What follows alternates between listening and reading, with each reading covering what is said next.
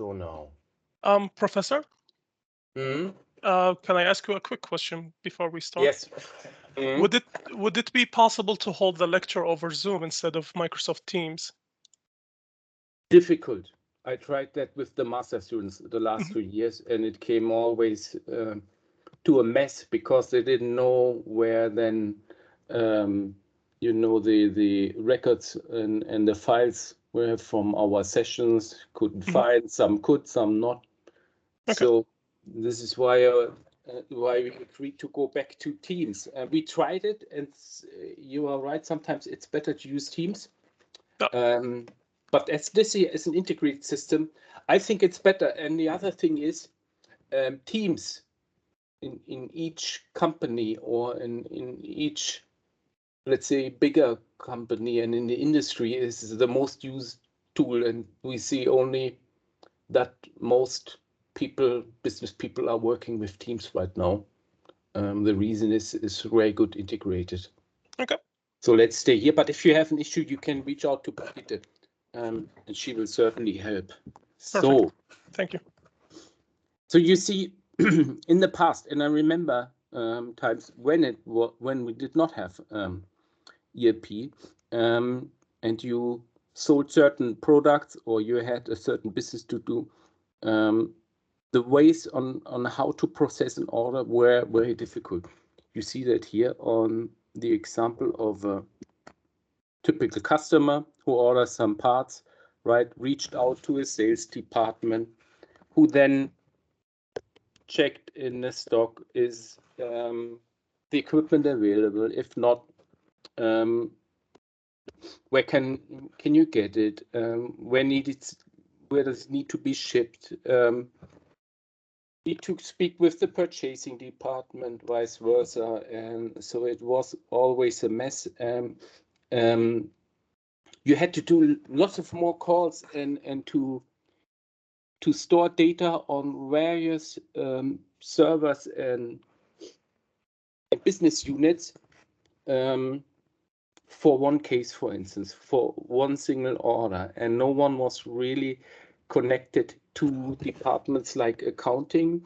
This is where you do the financial things and where you organize your invoicing, purchasing, where you're buying goods from certain vendors, like this one here.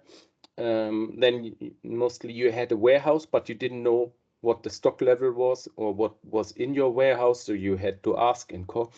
But there was no single system.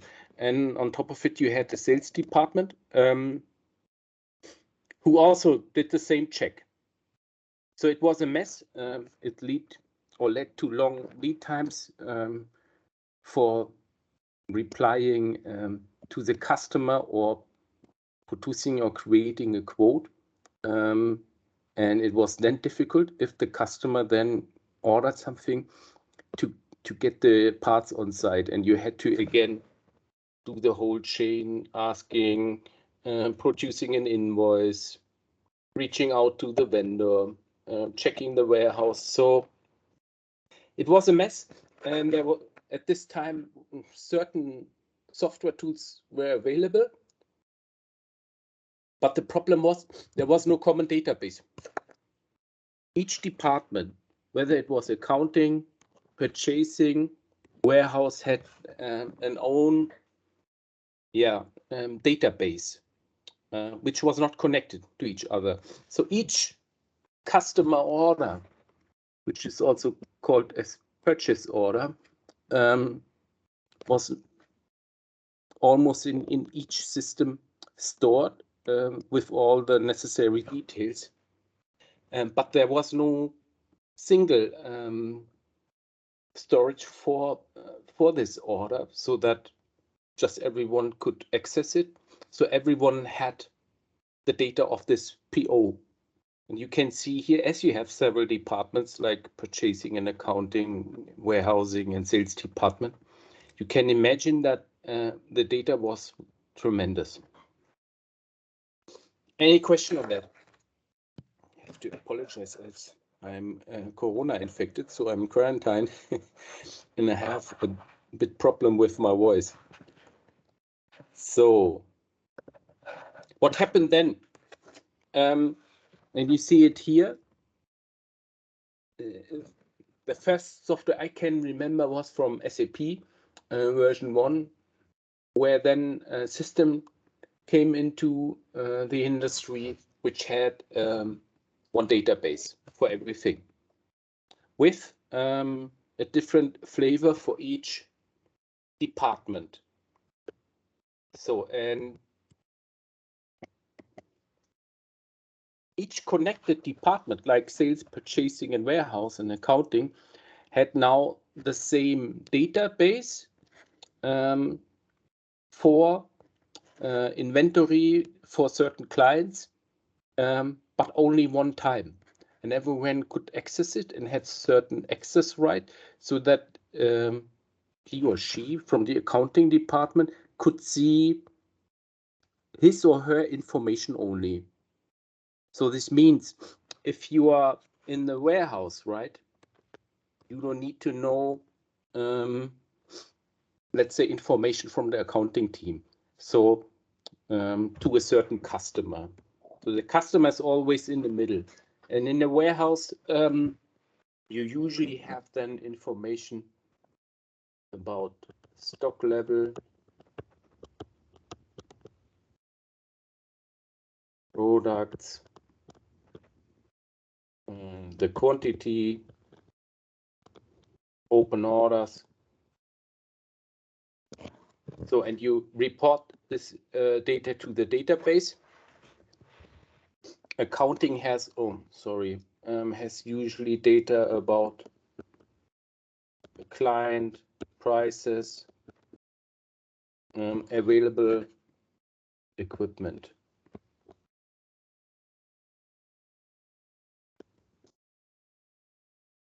That one can sell. Purchasing information about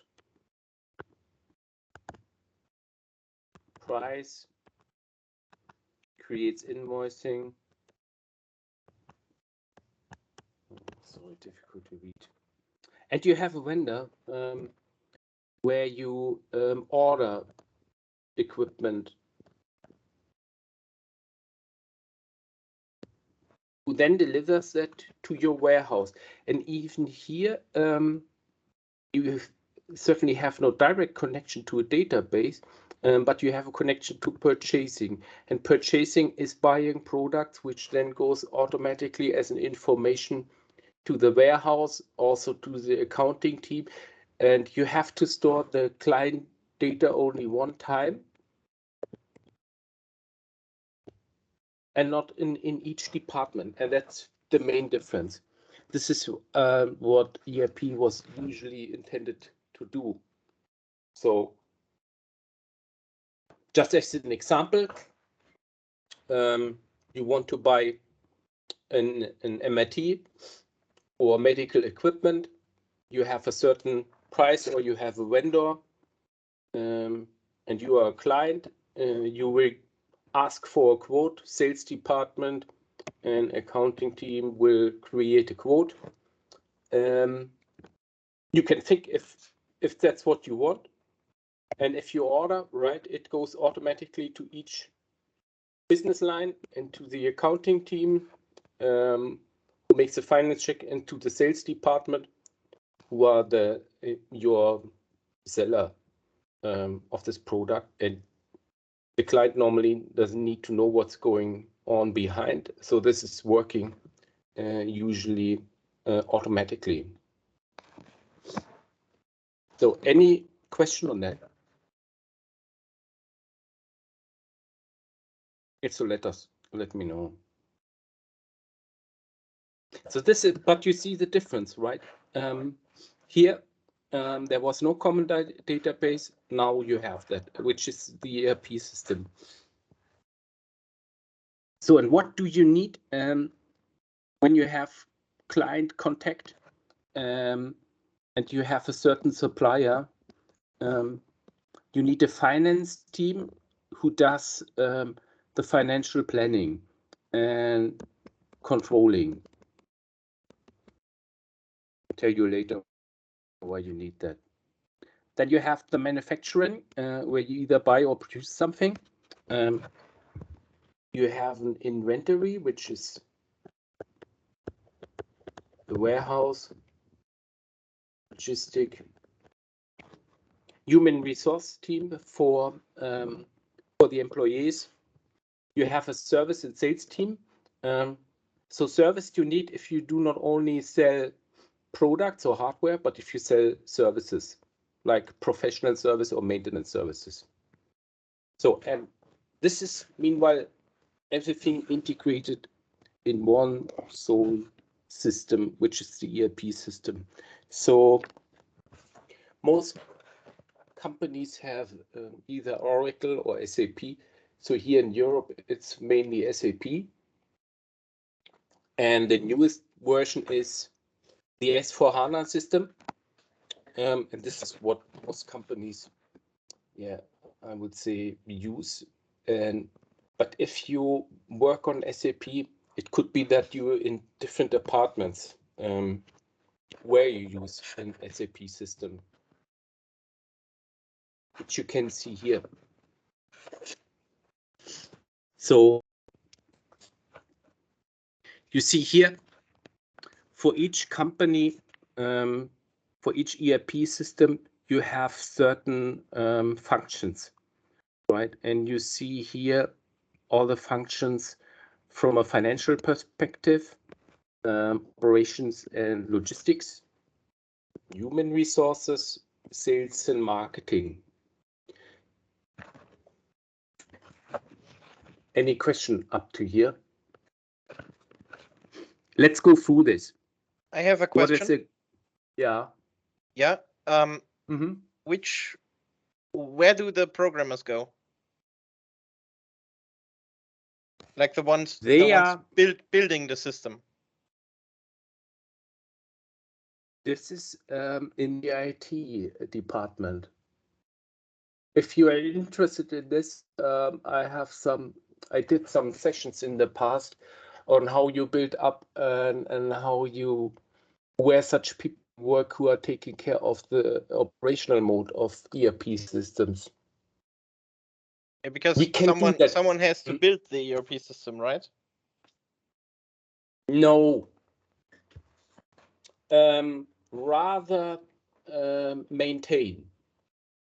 So the system, like SAP, the programmers from SAP, they are mostly in India and in Romania, who are, let's say, do the updates and the upgrades. Same for Oracle and for Salesforce.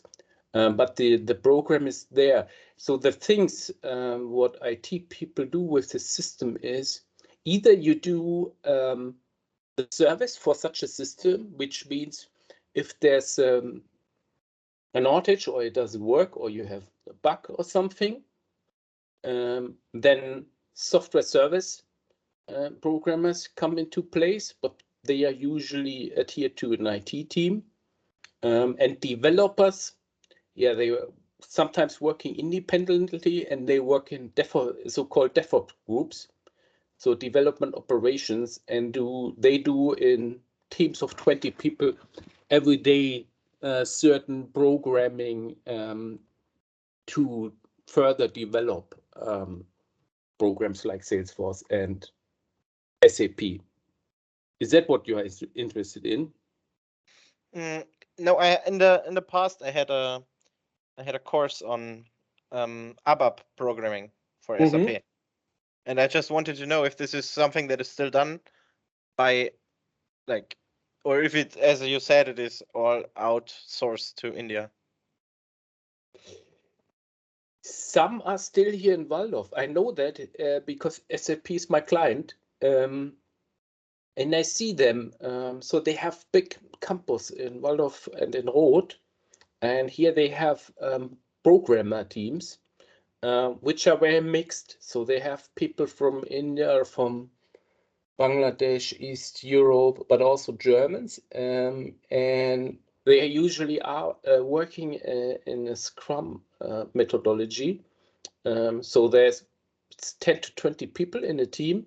And what they do is they take parts out of the program. So not the whole ERP program. ERP is an umbrella terminology, but you have certain programs under this umbrella, like customer relationship management, like Qualtrics, like artificial intelligence, like human resource tools. And here they do everyday kind of refinement and improvements. Then they check it, and if they see it works, they bring it into an operational mode. If not, they start again. So what they do the whole day is they are sitting together, do brainstorming, program something, go away, try again. So this is permanent work. Yeah, but I know some of these people. Yeah. Okay. If you're interested, then it makes sense. Yeah, if you have programming knowledge, and if that makes fun to you. So this team is staffed with certain people with certain capabilities. Even project managers are part of such teams. But yeah, it's a good paid job, and you can do it.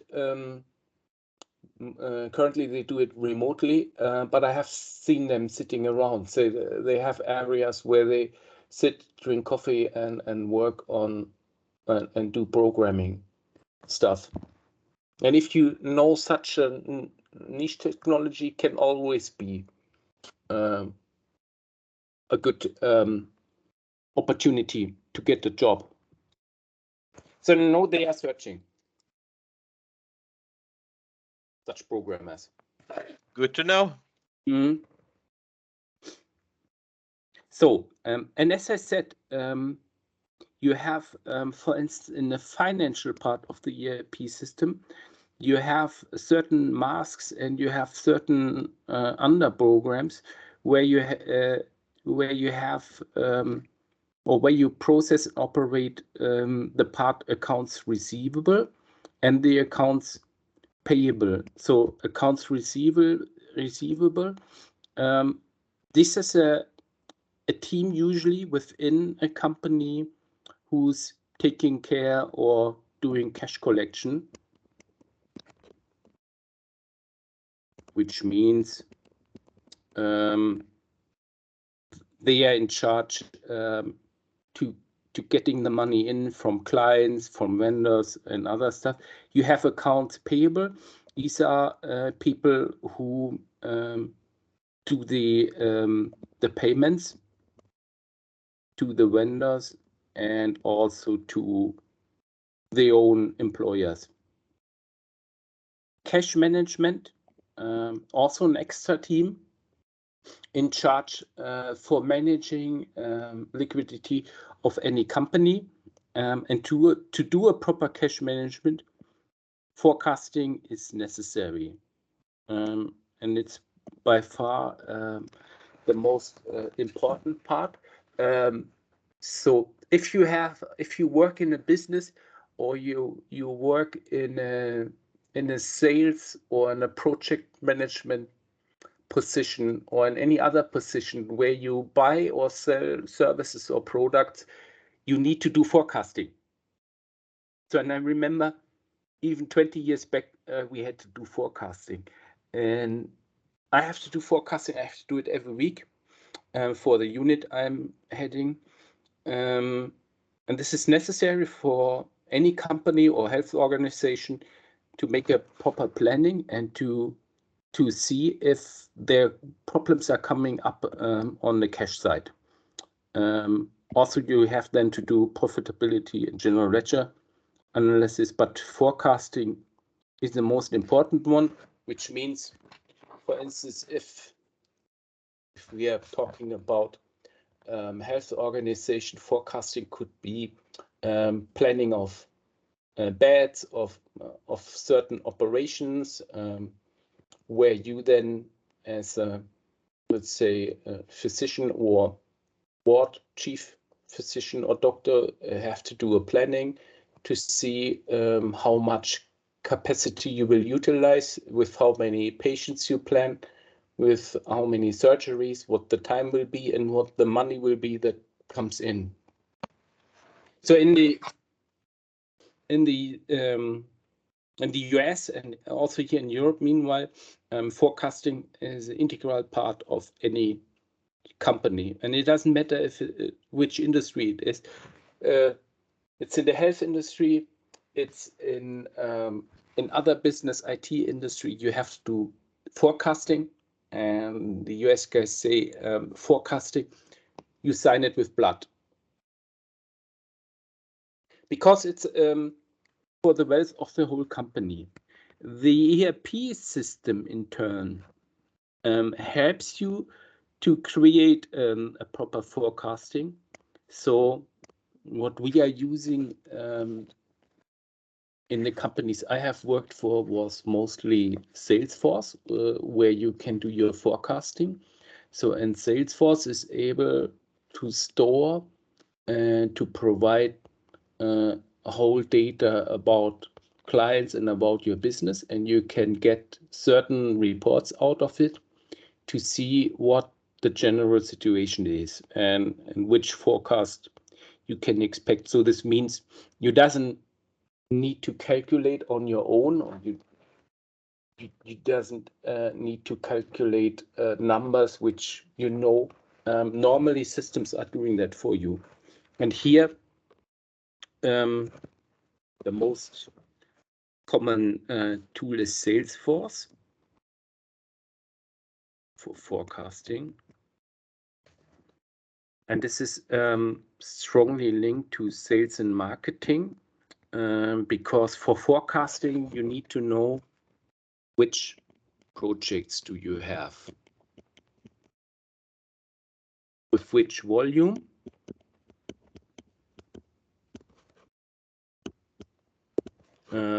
and you need a timeline.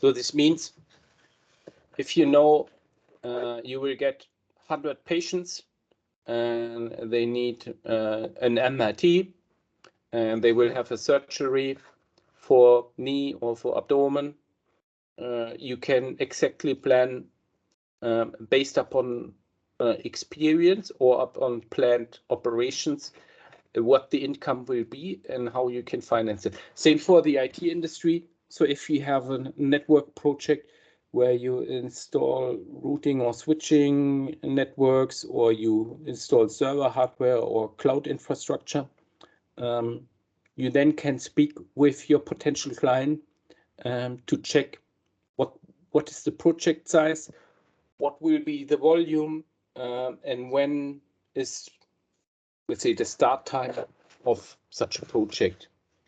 And often, or let's say in all cases, you have to do or to go via an RFP process, which is request for proposal.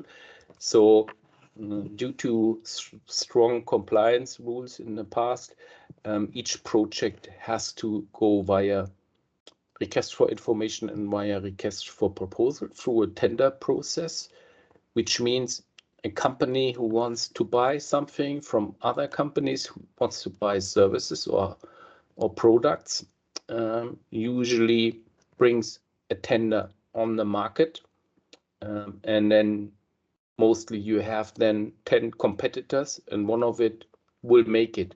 And now it's on you to assess if you have 10 projects with a volume of 1 million each, right? You have 10 million project pipeline.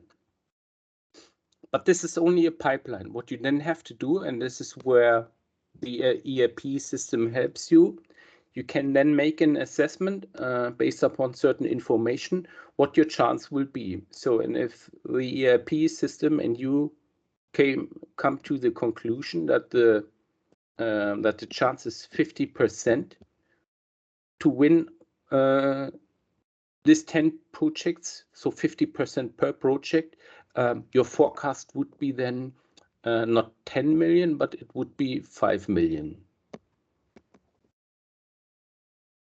Because if you have a project load of 10 million and you have a 50% chance, it's 5 million. And this would be in your forecast. But then you have to see, okay, what is the timeline? When do this project show up? And what then can happen is you lose 3 of them, or you lose 4, you lose 6.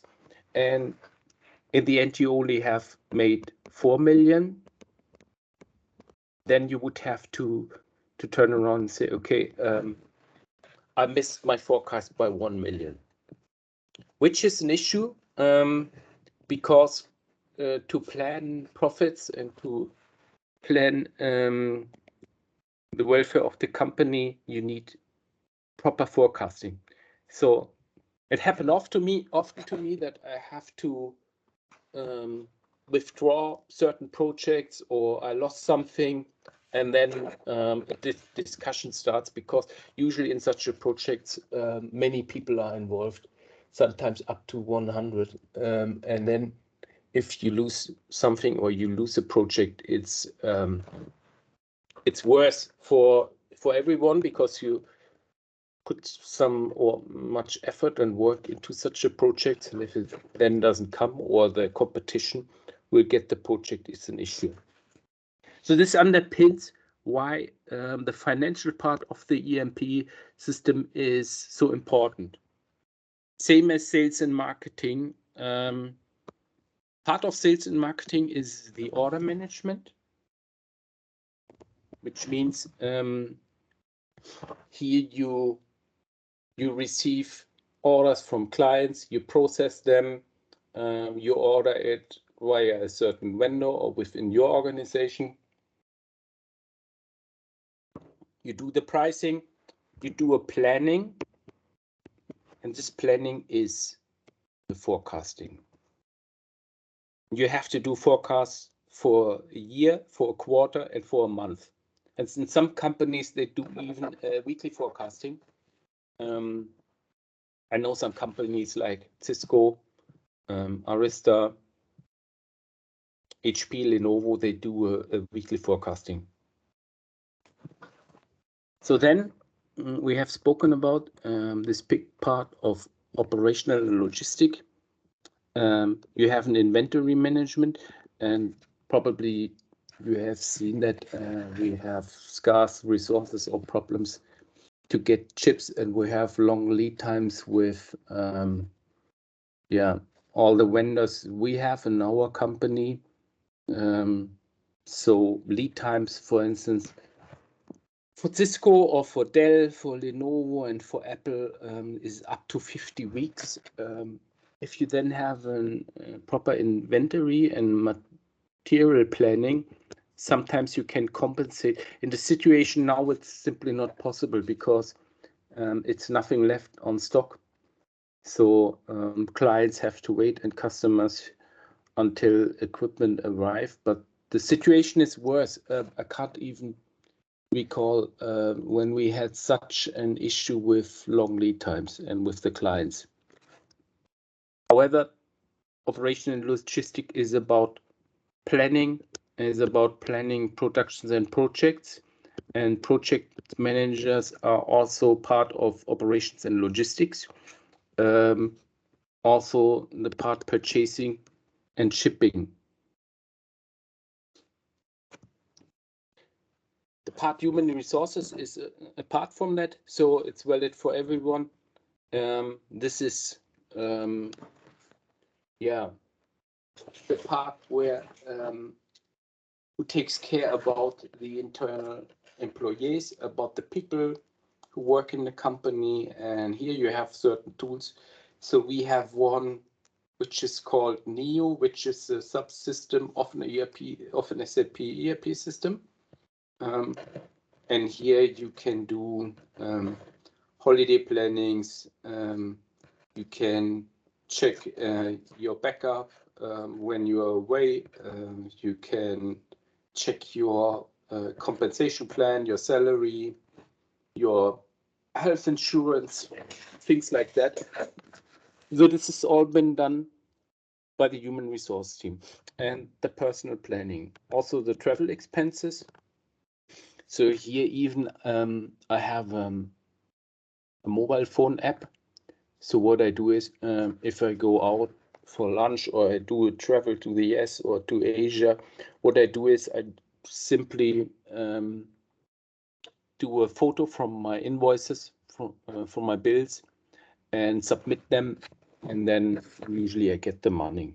Also, they organizing trainings. So when you start to work or you are an employer, at least in our company, then you have certain training sessions which will be scheduled by human resource team. Some are obliged, some are not. You can also say, I want to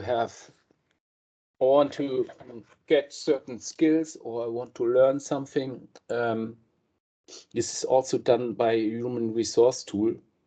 For instance, if you want to learn programming or you want to have a certification for project management, usually you get that within a company. Any questions so far?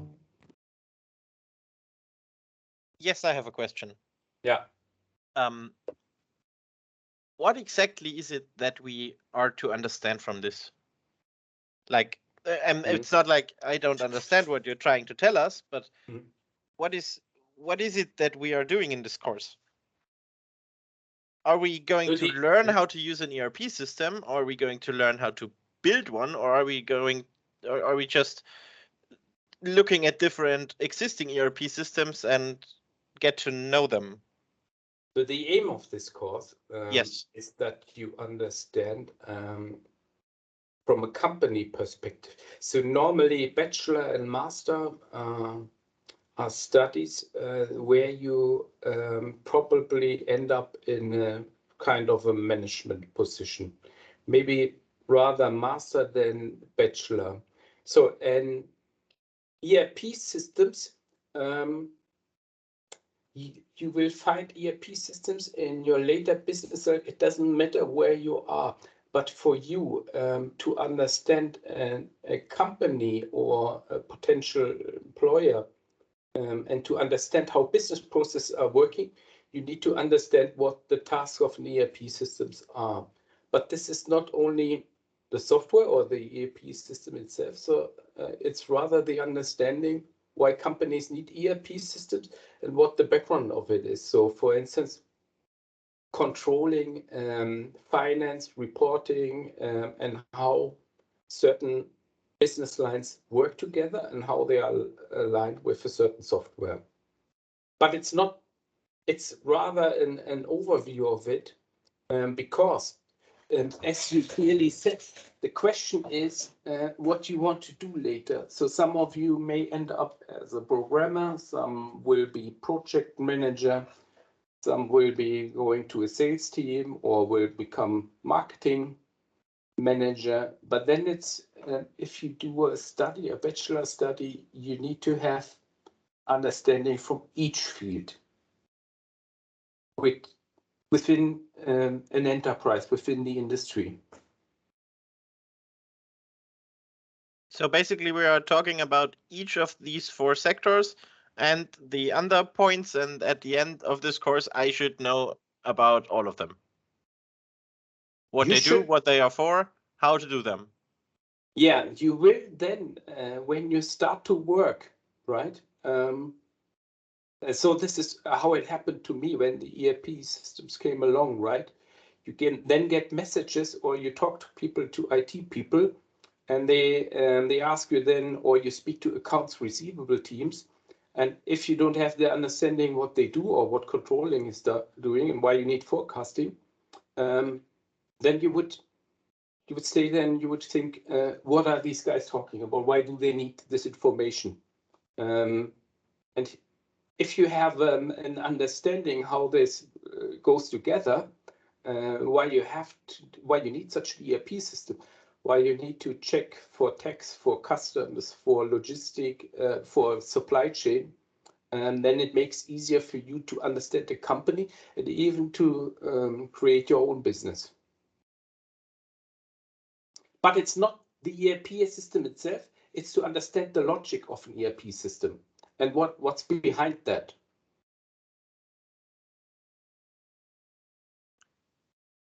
Okay. But if you have a special wish, we can. So I'm open.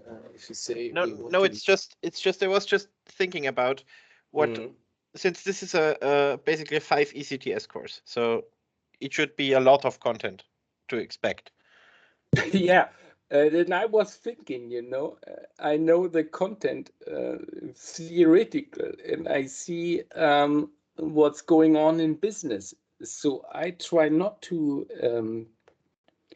go to some points in detail, but rather try to give you a picture about what's really necessary later.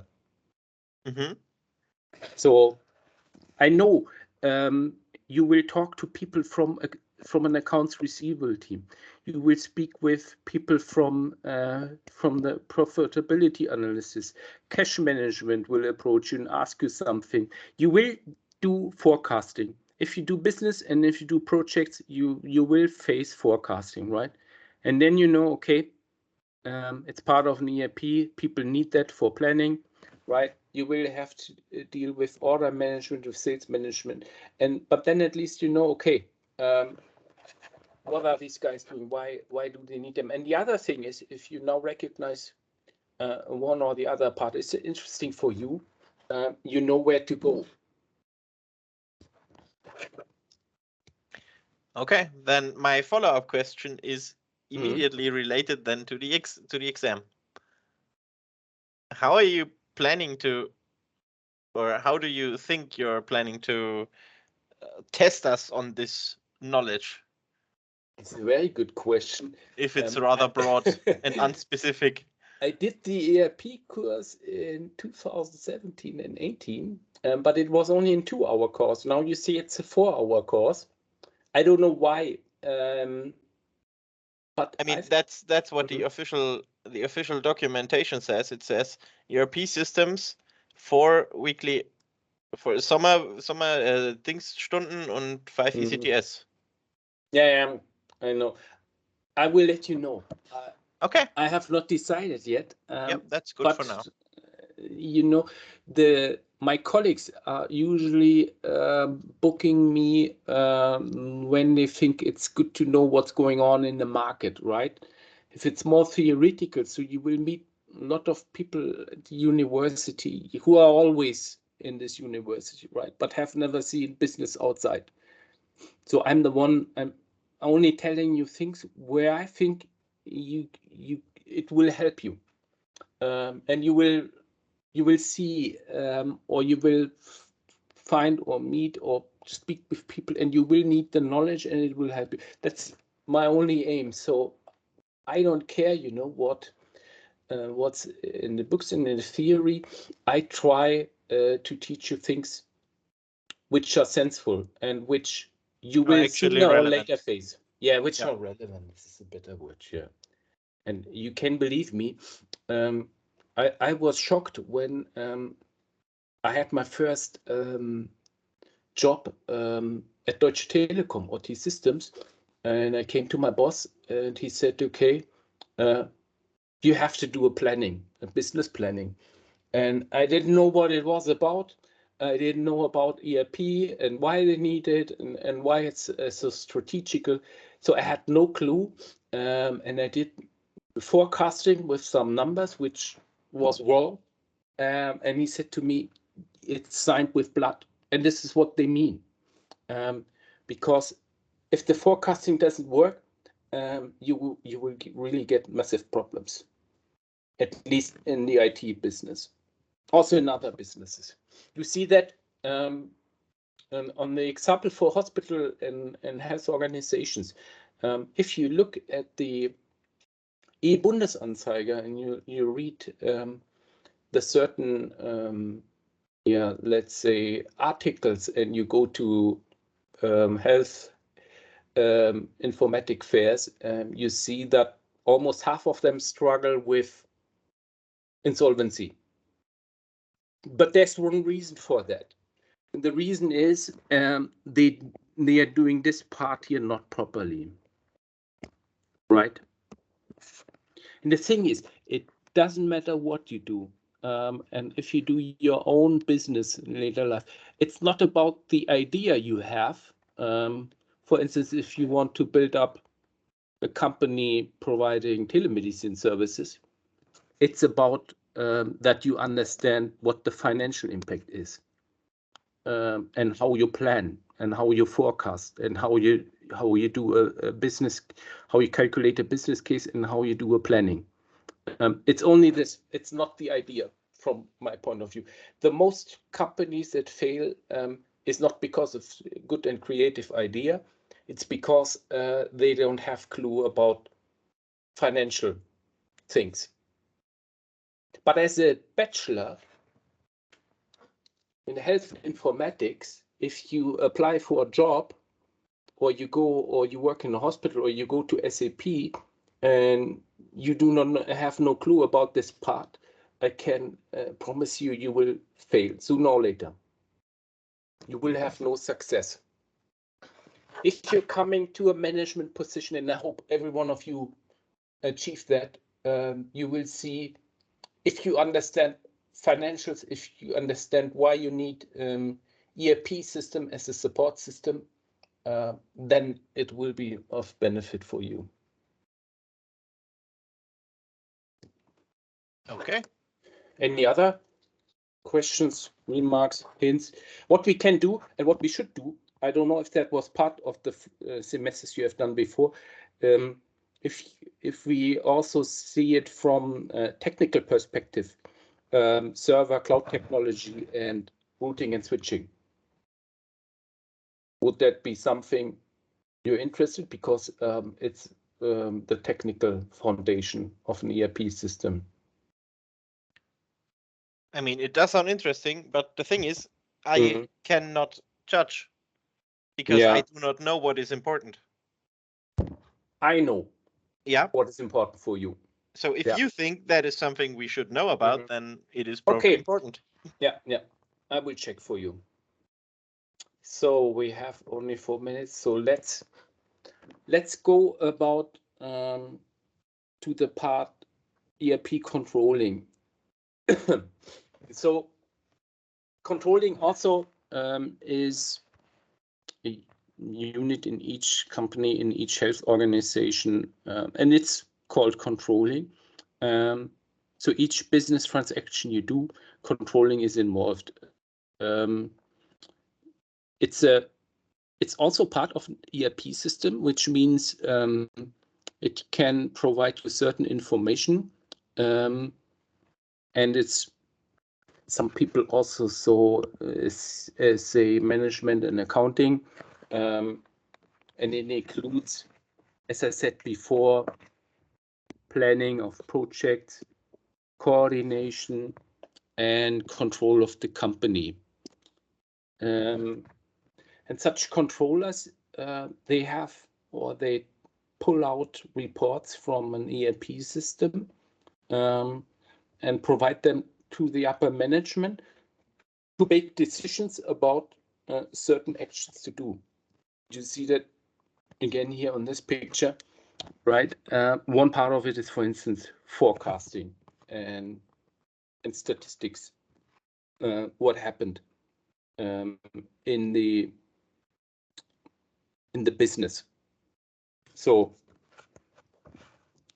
you always have, when you have a business or when you have a health organization or anything else, you always have a certain budget which you need to manage. The thing is, usually, or what can happen is that people or controllers check if the budget is strained or not, if it's sufficient, if you have to do a rebudgeting and how successful it was. And certainly you get a budget for a certain part of the organization. For instance, you see it here. You have a budget for sales and marketing. You have it for logistics. And the thing is, this number which you plan in the budget, this is the only money you have.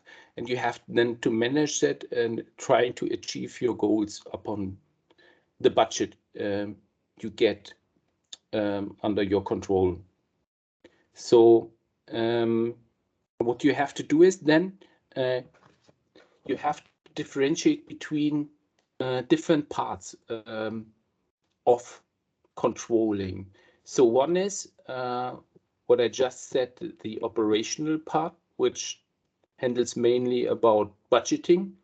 You have the strategic part of controlling, and you have a risk controlling. This comes into play, especially if you have higher project volumes and bigger projects, larger projects. I will explain that to you in our next session. So for today, we are done. And also I will plan when I come over.